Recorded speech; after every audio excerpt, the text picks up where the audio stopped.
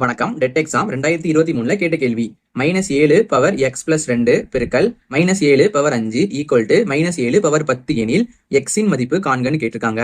நமக்கு இந்த மாதிரி ஒரு நம்பர் கீழே ஒரு நம்பர் மேல இருக்கு.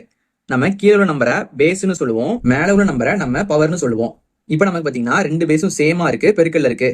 நமக்கு ரெண்டு பேஸுமே சேமா இருந்து பெருக்கல்ல இருந்துச்சுன்னா நம்ம மேல ரெண்டு பவரையுமே கூட்டிக்கலாம். அப்ப நமக்கு பேஸ் பாத்தீங்கன்னா -7 -7 இருக்கு. அதை நம்ம காமன் எழுதிக்கலாம் -7.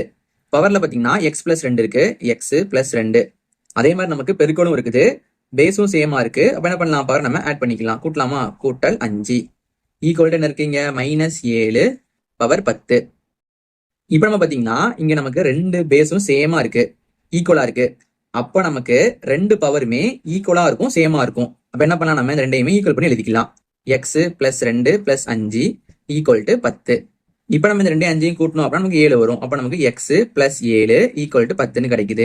நமக்கு தேவையானது x தான். அப்ப என்ன பண்ணலாம், இந்த பிளஸ் 7 நம்ம இங்கிட்டு கொண்டு வரலாம். அப்ப நமக்கு பிளஸ் 7ங்கிறது நமக்கு இங்க வரும்போது -7 வந்துடும். நம்ம 10ல இருந்து 7 கழிக்கும் போது நமக்கு மிச்சம் 3 வரும். அப்ப நமக்கு x ஓட மதிப்பு பாத்தீங்கன்னா 3 கிடைக்குது. இது நமக்கு ஆப்ஷன் C ல இருக்குது. இதே மாதிரி உங்களுக்கு ஒன்று கொடுத்துருக்கேன். இதோட மதிப்பு என்ன வந்து நீங்க கீழே கமெண்ட் பண்ணுங்க.